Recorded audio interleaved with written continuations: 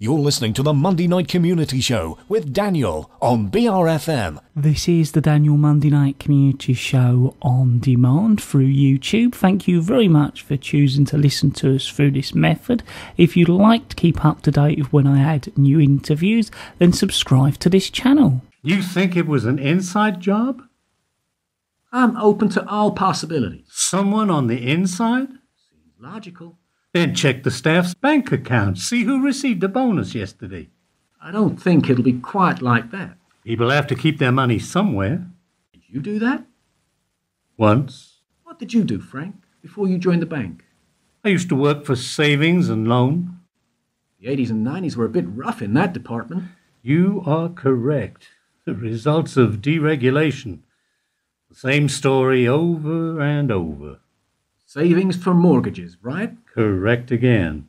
S&L's overstretched themselves. The industry lost over $400 billion. The people at the bottom lost everything. Was that you? It was a lot of people. Must have made you angry. No. No? It was only money. Doesn't it make the world go round? No. Then what does? The value we give to it. To life, Mr. Jones. People don't live to earn money, which we both know is worthless. They live to be happy. Losing money has not made me sad, as I never held it in any esteem in the first place. It was the loss of something else. So you couldn't retire? It was a factor. Once you're drawing on a nest egg, it's never quite as much as it once seems. Something like that. If we could return to the subject of the bank robbery. Oh, of course. About what you saw leading up to that day. I fear I can tell you little. You must have noticed something out of the ordinary. I never saw anything. Nothing? Nope. No one scouting the bank? Nope. No suspicious phone calls? Not to my knowledge. Nothing out of the ordinary? No. What about the weeks leading up to yesterday? Leading up to yesterday? Anything within the bank itself? No. No what? No, sir. That's not what I meant. I never saw anything. No disagreements at work? At work? Are you going to answer my every question with a question? What makes you think that? Issues at work? No. At the bank, within the staff? Did everyone get on with each other? Was there any friction within the ranks? For the love of God, what do I have to say to you? You can't talk to me like that. I am talking to you like that. In fact, I'll talk to you any goddamn way I please. Morning, Frank. Janice? The way you run this place is a goddamn joke. Things are pretty bad, Frank. So I believe.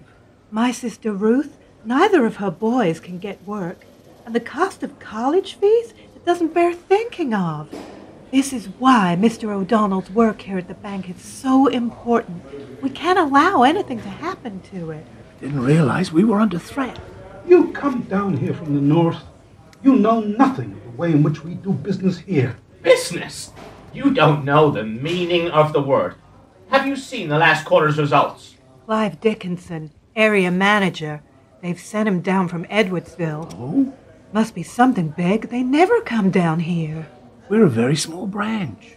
The rumor is that Tunbridge Carter is having tough times. The president was saying something about the economy on the TV last night. The president of what? Of the United States.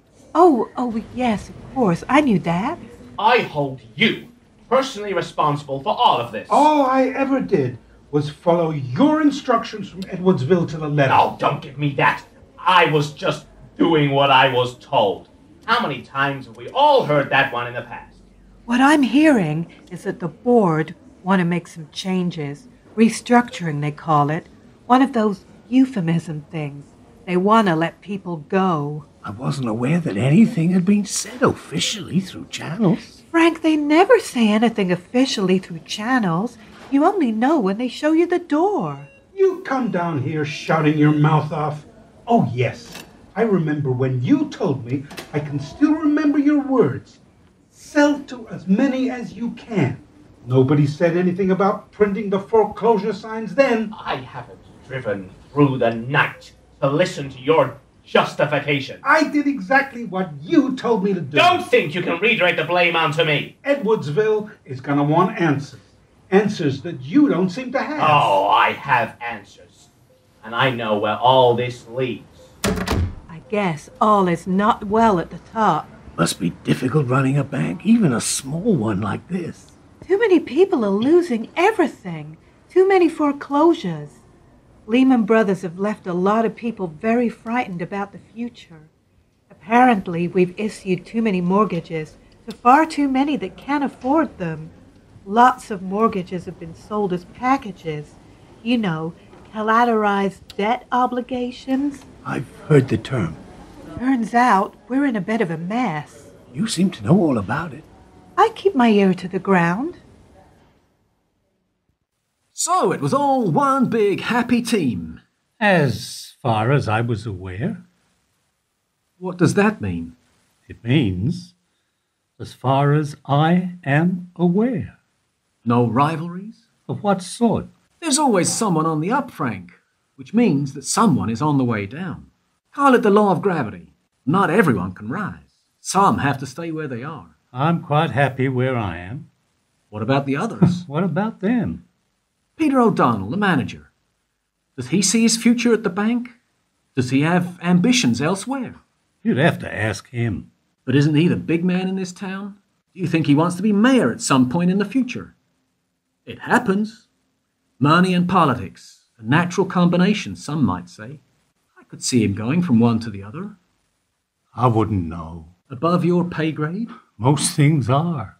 What about Janice? What about her? Is she okay? What do you know about her? You must see her. Do you speak often? We're not generally in the same circles. But you must know her. I see her around. Is she ambitious? Janice? Could she one day be the manager? Anything is possible. But unlikely. Not my place to speculate about others. Then what about you? Me? Never wanted to be captain of the guard? I leave all that to younger men. Very wise. So, on your day off, what did you do? I was at my apartment. All day? I was off sick. You didn't go out? No. Not even to see a doctor? Doctors cost money. Where is your apartment? Over in Chapeltown. Oh, Chapeltown. They say it's up and coming. They say it's been and gone. Who says that? Anyone that's ever been there. According to your employment file, it says here you live on the west side of town, in the Beresford area. My wife was sick. We had to cover the hospital bills. The house went. How is your wife now? Dead. I'm sorry. Don't I now feel like a fool? No way for you to know, especially if it's not written down for you. I must update the file they have on me. Yes, well, if it happened recently, well, So, you heard nothing about any proposed hit on the bank? I'm one of the security guards. No one said, hey, guess what I've heard?